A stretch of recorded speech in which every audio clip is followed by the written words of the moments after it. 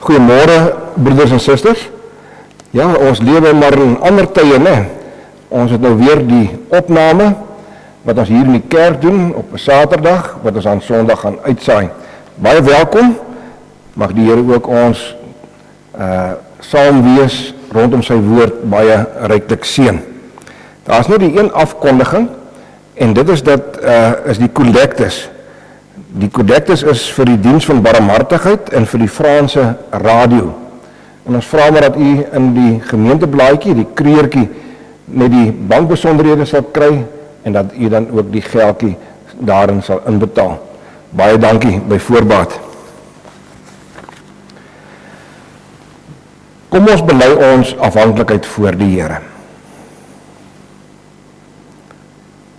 Ons hulp is in die naam van die Here wat hemel en aarde gemaak het en wat getrou bly tot in ewigheid. Amen.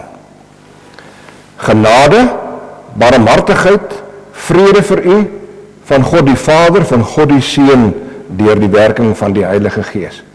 Amen. Kom ons loof die Here deur saam te sing van Psalm 68. Psalm 68, daarvan sing ons vers 2 en vers 9. En nadat ons aan die Psalm gesing het, dan staan ons om ons geloof te bely. Psalm 68, vers 2 en ook vers 9. Maar al Gods volken hom verheug, sal opspring en al siele vreug, en hoop voor sy oë, sy mag wat alle mag oortref, en uit vernedering verhef, sal met 'n val gedoen. Hef tot God Here danklied aan, verhoog verhoog voor die man, sing al wat mis sy ere, berei die bergen om weer bly, want door die weie vlakte sy naam is Heer der Here. Geloof sy God met diep ontzag, want hy loert ons dag aan dag, met reddingsheren. Wie sou dan nie dankbaarheid, de God van zaligheid nie prys, met al die hemelen. Die God van wonderzaligheid, versterk ons in die dag van strijd, en dra ons weer die leven. Hy kan en wil en sal en lukt, zelfs als ons en verweerd, volkomen uitkomst geven.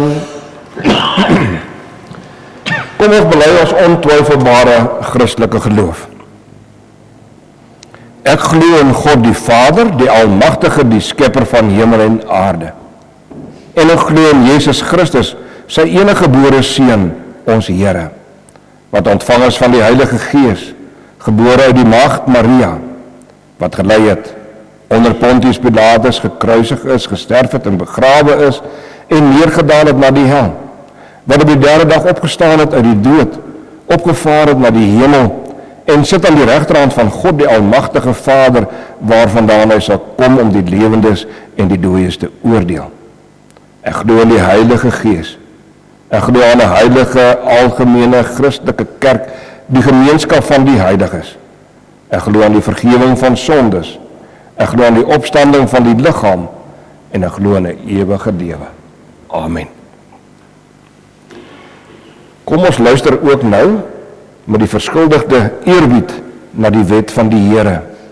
Ek lees die wet van die Here vir u voor, soos wat ons dit in Deuteronomium 5 opgeteken het. Ons lees daar vanaf vers 6. En die Here het gesê, ek is die Here, jou God, wat jou uit Egipteland, uit die slawehuis uitgelei het. Jy mag geen ander gode voor my aangesig hê nie.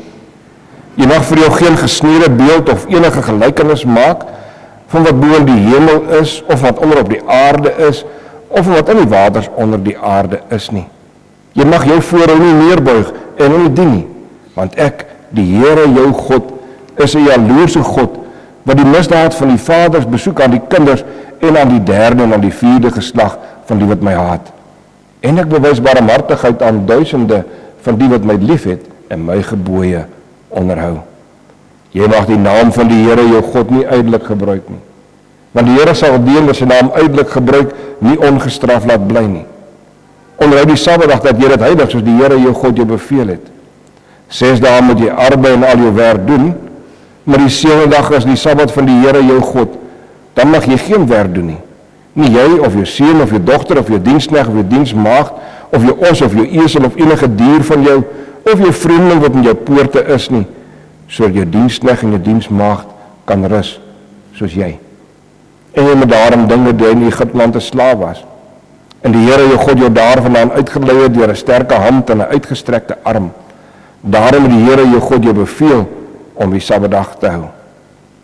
Eer jou vader en jou moeder, soos die Here jou God jou beveel het.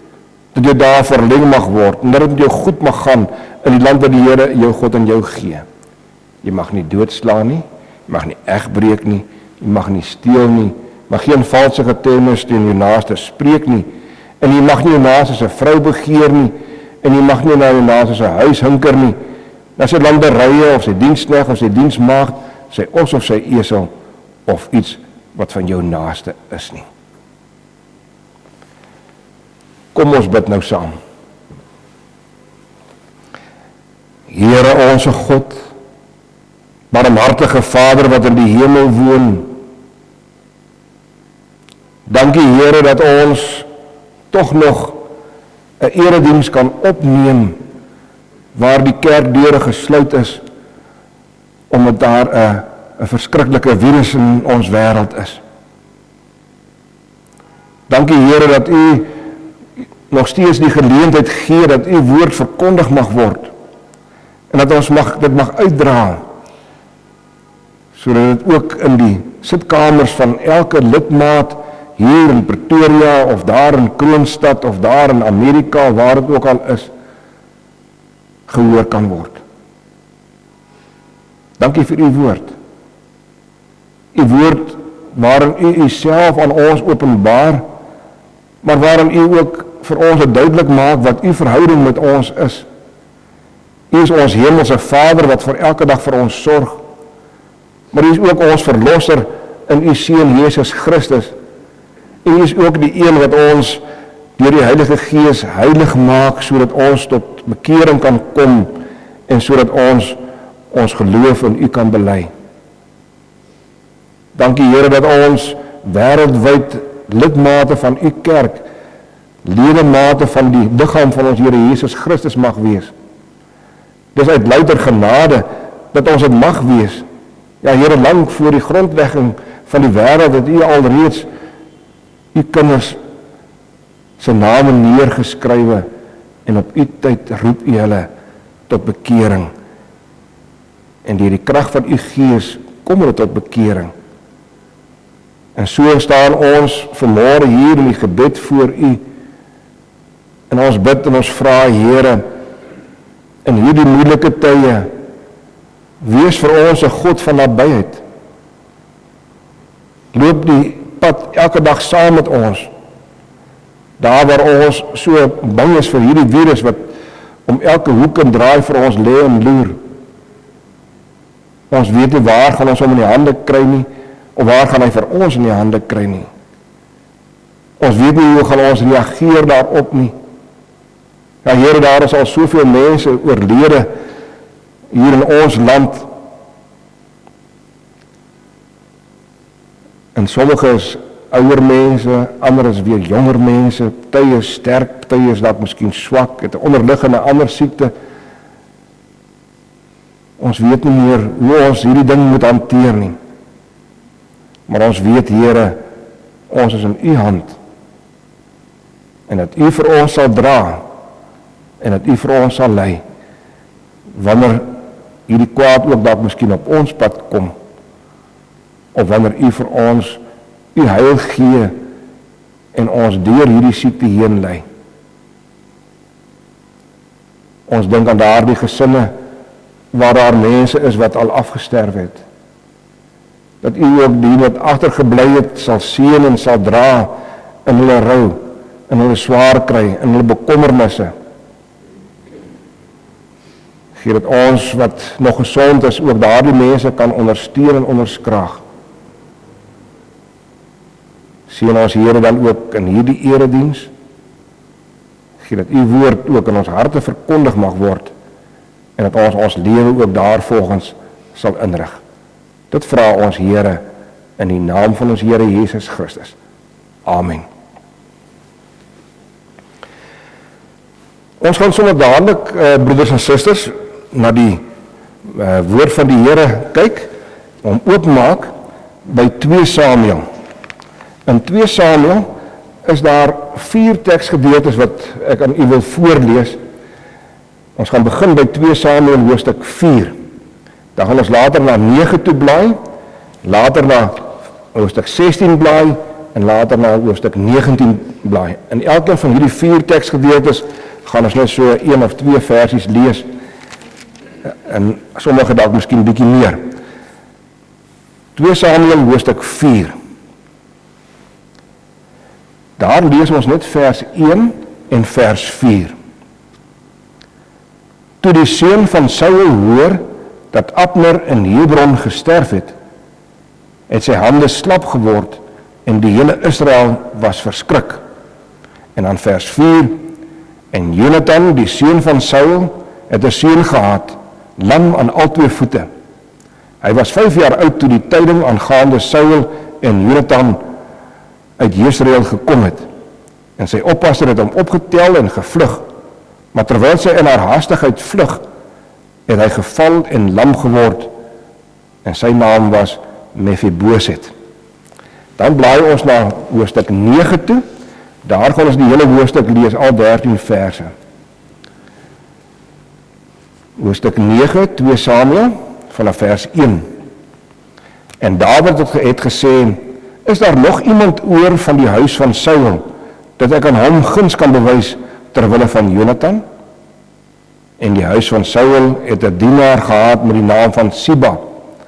En hulle het hom na Dawid geroep. En die koning het hom gevra, is jy Siba? Toe antwoord hy, die dienaar. En die koning vra, is daar nog iemand van die huis van Saul, dat ek die guns van God aan hom kan bewys? Toe sê Siba aan die koning, daar is nog 'n seun van Jonathan wat lam is aan al 2 voete. En die koning vra hom, waar is hy? Toe sê Siba aan die koning, kyk, hy is in die huis van Machir, die seun van Amiel in Lodebar. Daarop het koning Dawid gestuur en hom laat haal uit die huis van Machir, die seun van Amiel uit Lodebar. Toe Mephiboset, die seun van Jonathan, die seun van Saul, by Dawid inkom, het hy op sy aangesig geval en hom neergebuig, en Dawid het gesê, Mephiboset? En hy antwoord, hier is ek, u dienaar. En Dawid sê vir hom, wees nie bevrees nie, want ek sal jou sekerlik guns bewys terwille van jou vader Jonathan, en al die grond van jou vader Saul aan jou teruggee, en jy self sal altyd deur aan my tafel brood eet. Toe buig hy en sê, wat is u dienaar, dat u na 'n dooie hond soos ek omgesien het? En die koning het Siba, die dienaar van Saul, geroep en vir hom gesê, alles wat Saul en sy hele huis gehad het, gee ek aan die seun van jou heer. En jy moet vir hom die grond bewerk, jy en jou seuns en jou slawe, en jy moet voedsel inbring, dat die seun van jou heer brood het om te eet. Maar Mephiboset, die seun van jou heer, sal altyd deur aan my tafel brood eet. En Siba het 15 seuns en 20 slawe gehad. Toe sê Siba aan die koning, net soos my heer die koning se dienaar beveel, so sal u dienaar doen. En Mephiboset het aan die tafel van Dawid geëet, soos een van die koning se seuns. En Mephiboset het 'n jong seun gehad met die naam van Micha. En almal wat in die huis van Siba gewoon het, was Mephiboset se dienaars. En Mephiboset het in Jerusalem gewoon, want hy het altyd deur aan die koning se tafel geëet, en hy was lam aan al twee voete. In hierdie teksgedeelte gaan ons net 3 versies beklemtoon. Ek lees dit weer, vers 7, 8 en 12. Vers 7, en Dawid sê vir hom, wees nie bevrees nie, want ek sal jou sekerlik guns bewys terwille van jou vader Jonathan, en al die grond van jou vader Saul aan jou teruggee, en jy self sal altyd deur aan my tafel brood eet. Vers 8, toe buig hy en sê, wat is u dienaar, dat u na 'n dooie hond soos ek omgesien het? En dan ook vers 12, en Mephiboset het 'n jong seun gehad met die naam van Micha, en almal wat in die huis van Siba gewoon het, was Mephiboset se dienaars. En dan blaai ons ook na hoofstuk 16 toe. Hoofstuk 16, en daarso lees ons vers 1 tot 4. Hoofstuk 16, vers 1 tot 4.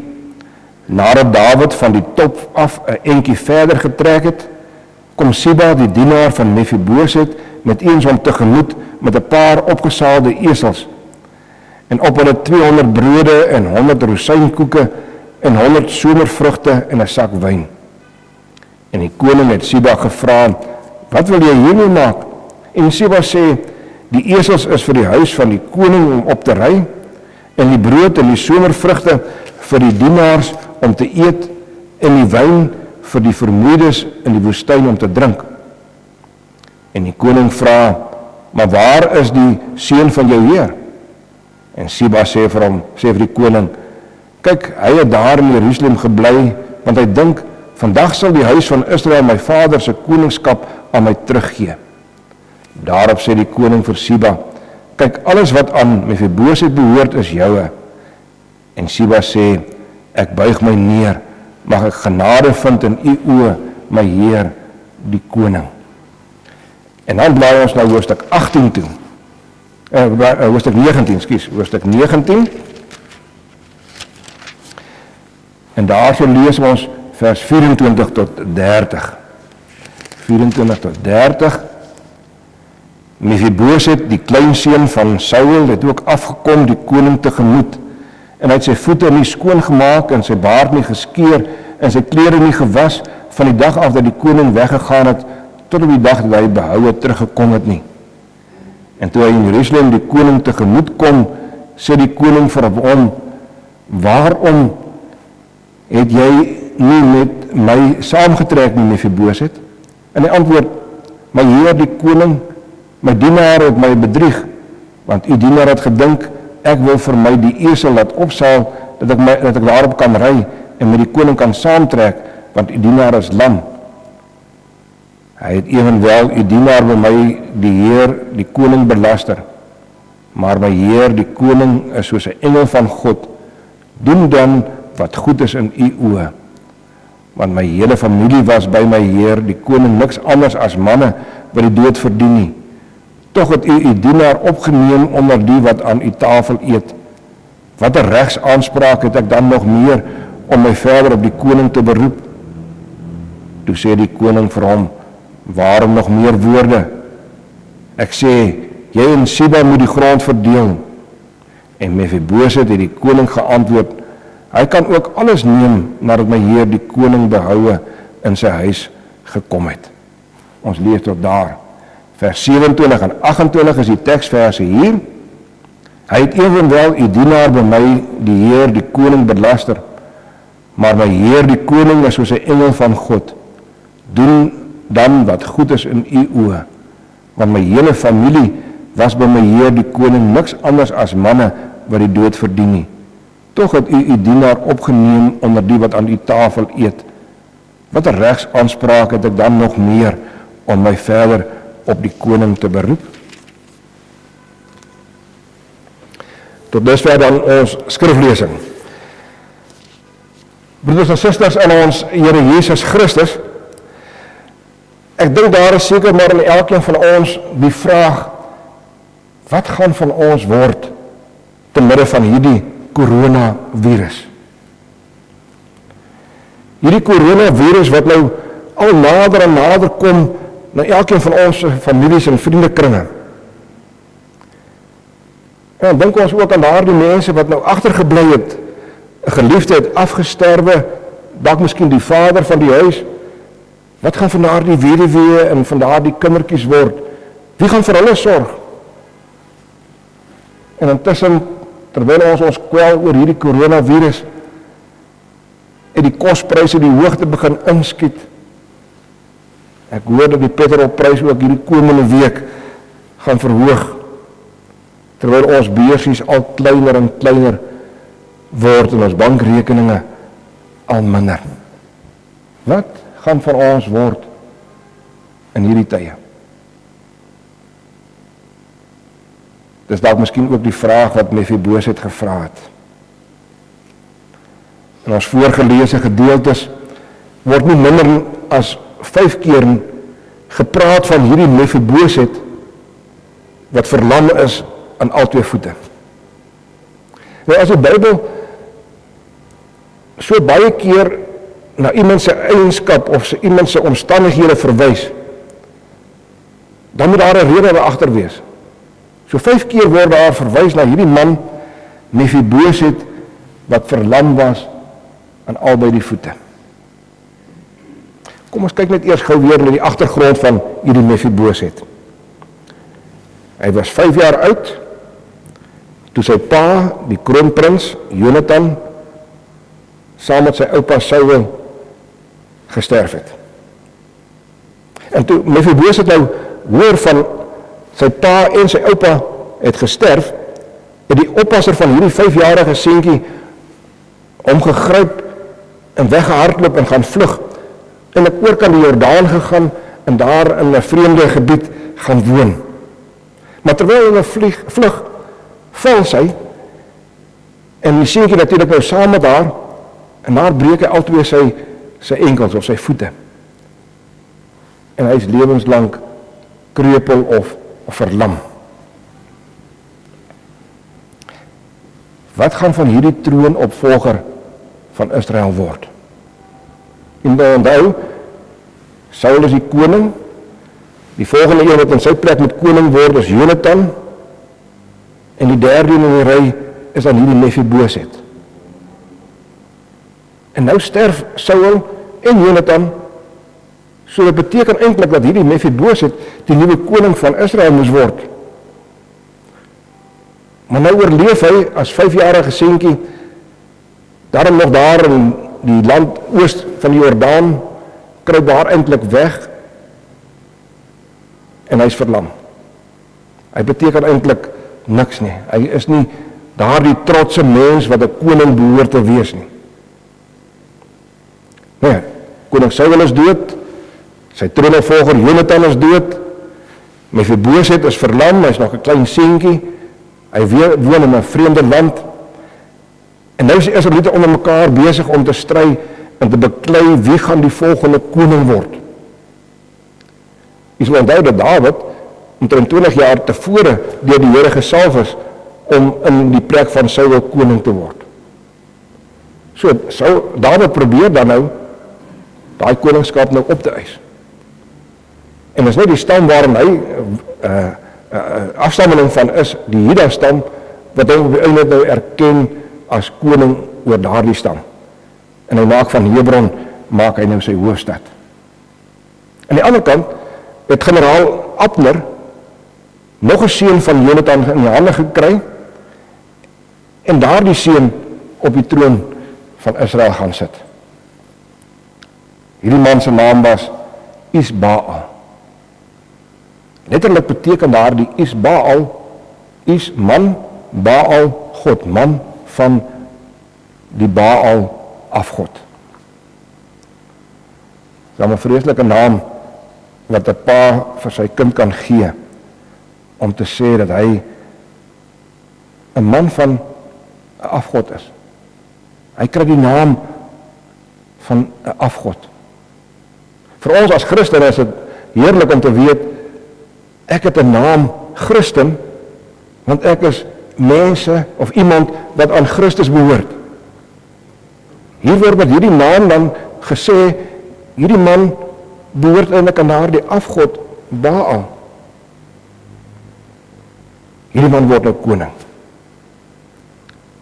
Sy naam word verander van Isbaal, man van afgod Baal, na Isboset, wat letterlik beteken man van skande. Want ons lees in een van die hoofstukke dat hierdie man so lam geword het met al hierdie oorloë en dinge, dat hy nie ordentlik die ding kan doen, hy is eintlik maar 'n lamsak, 'n skande vir die volk Israel. So sy naam word verander na Isboset, man van skande. Nou is daar 'n groot stryd tussen Dawid en hierdie Isboset. Op die einde het Dawid die veldslae gewen. Die generaal Abner is dood, Isboset is dood, en al 12 stamme erken nou vir Dawid in Jerusalem as die koning, hulle koning. En nou gebeur dat Dawid nou sy koninkryk nou wil vestig, hy wil nou seker maak, al die dinge is nou in plek, en so gebeur het dat hy dan vir Siba roep, om te vra of daar nog afstammelinge van Saul is. Want hy wil tog eer bewys aan Jonathan. Hy wil sy verantwoordelikheid, sy belofte wat hy aan Jonathan gemaak het, wil hy nakom. En dan sê daardie verteenwoordiger van die huis van Saul vir hom, Siba, sê vir hom, ja, daar is nog 'n seun met die naam van Mephiboset. Dit het ook iets te doen met 'n skande. Seker omdat hy lam was in sy voete, dat hulle hom nou daardie naam gee. Ja, hierdie Mephiboset praat ook van homself, sê hy is so skandalig soos 'n hond, 'n dooie hond.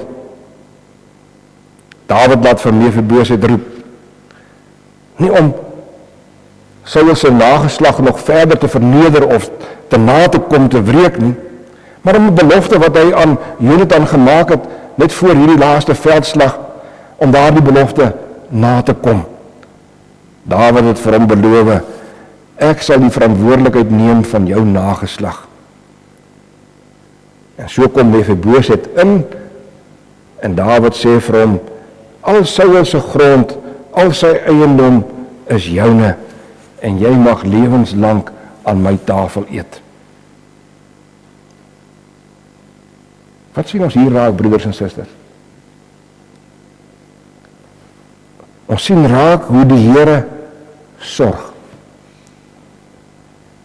'n Kreupel man,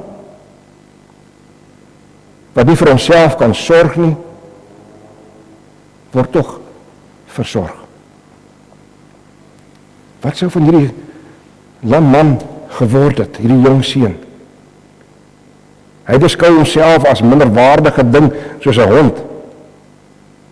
Maar tog sorg die Here deur Dawid vir hierdie verlamde persoon. Ons lees ook in die hoofstukke wat ons gelees het, dat Mephiboset 'n seun gehad het met die naam van Micha. Micha beteken, wie is soos die Here? So hierdie lam man vernoem sy seun Micha om te sê, hy erken die Here in sy lewe. Wie is soos die Here? So hy sê eintlik daarmee, ek, Mephiboset, is anderste as my pa en anderste as my oupa. Ek gee nie vir my kinders name wat na 'n afgod vernoem word nie. Isbaal en Mephibaal en so nie. Nee, ek vernoem my kind na 'n eienskap wat daar by God is. Wie is soos 'n kind? Wie is soos God wat in sy genade sy kinders versorg en red? So jy sien, by hierdie verlamde man, hierdie Mephiboset, is daar iets anderste as wat daar by sy pa en by sy oupa was. Hy is iemand wat nie op 'n afgod vertrou Baal nie. Nee, hy is iemand wat op die Here vertrou.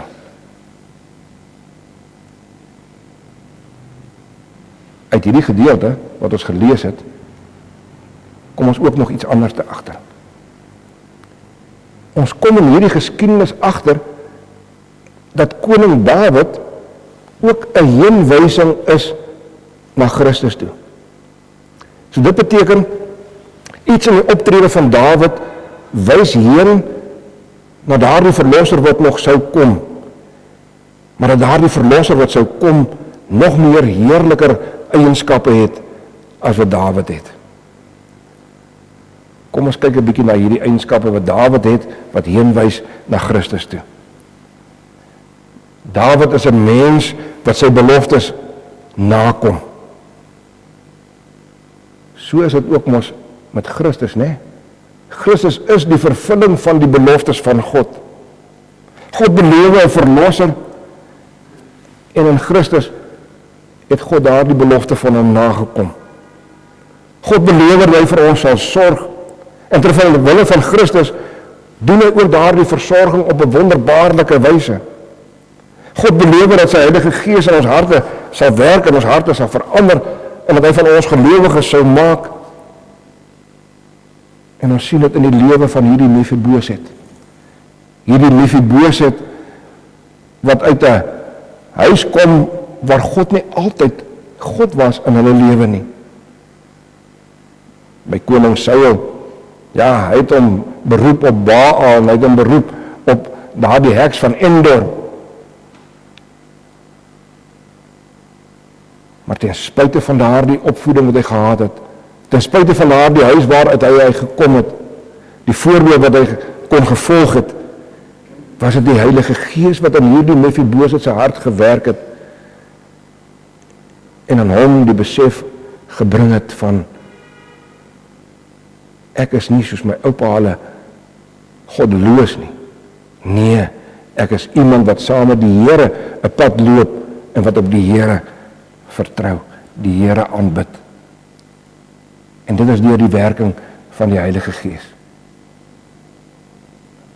Uit genade, sonder enige verdienste van Moses, van Mephiboset, spaar Dawid sy lewe.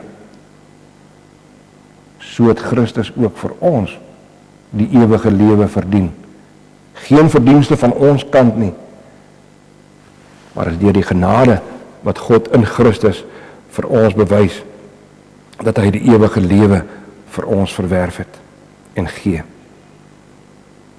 Dawid, onder leiding van God se Gees, seën liewer mense as om hulle te vervloek.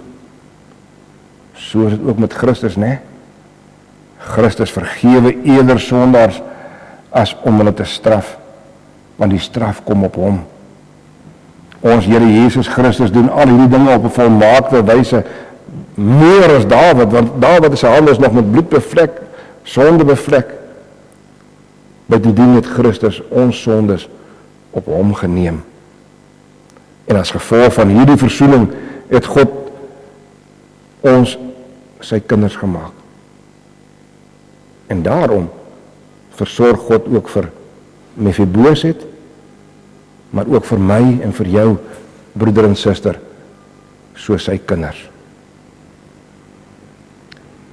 Hoe moet ons hierdie geskiedenis van Mephiboset op onsself van toepassing maak?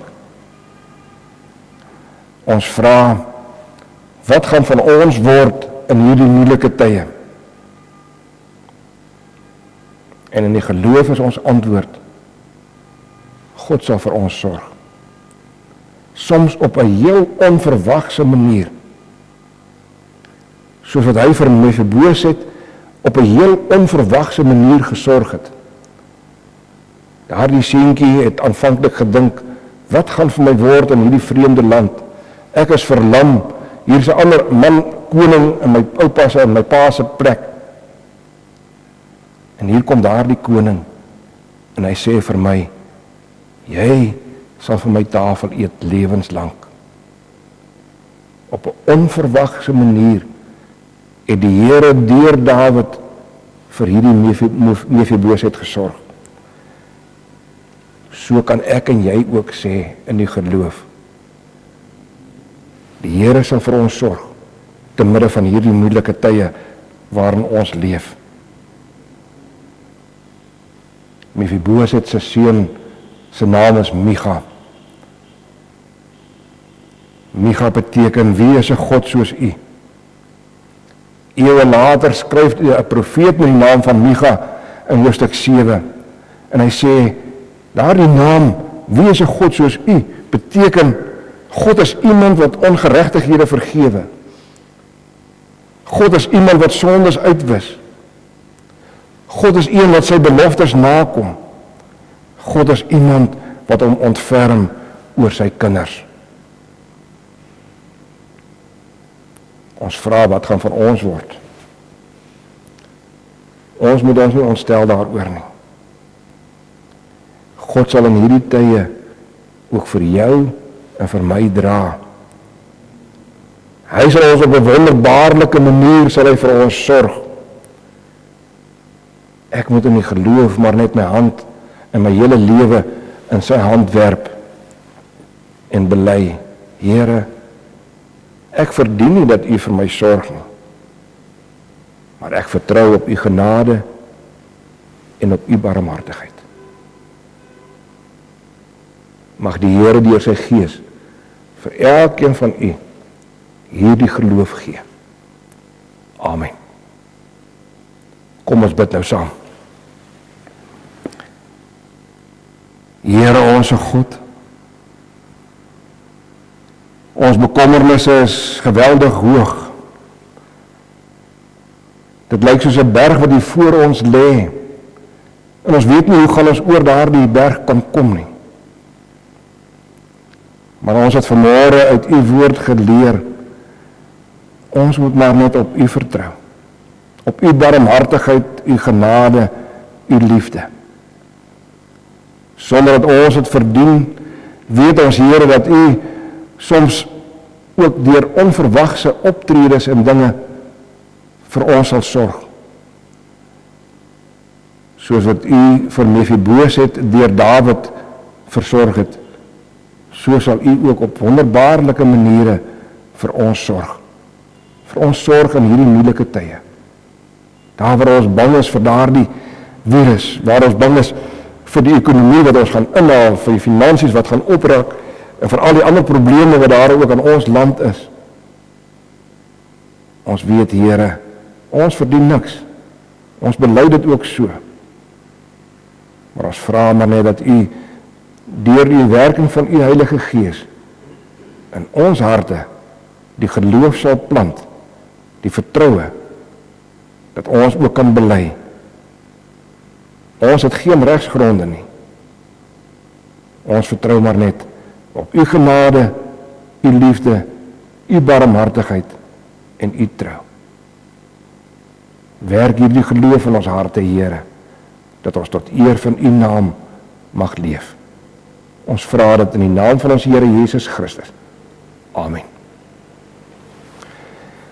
Kom ons sing dan weer saam, Psalm 91.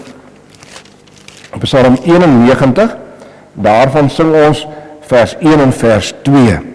Wie toevlug neem in veilige hut en skuil by die Alhoë, hy word beskadu en beskut deur God se alvermoë. Psalm 91, daarvan sing ons vers 1 en 2 en dan gaan ek ook die slotbede uitspreek. Wie toevlug neem in veilige hut en skuil by die Alhoë, hy word beskadu en beskut Door Godse alverloeien, o Heer my rots op wie ek bou, by U is my die beste, my toevlug waar ek stil vertrou, en nood my veilige vesting. Daar's nette waar jy voortgaan, soos van die voorvaller, uit donker plekke waar jy aan. Een stroom van Adam zwanger, maar eeuwige vlees zweer oor jou, gerust van Ruse vlerken. Rondom jou is Gods eer getrouw, die harnas van die sterken.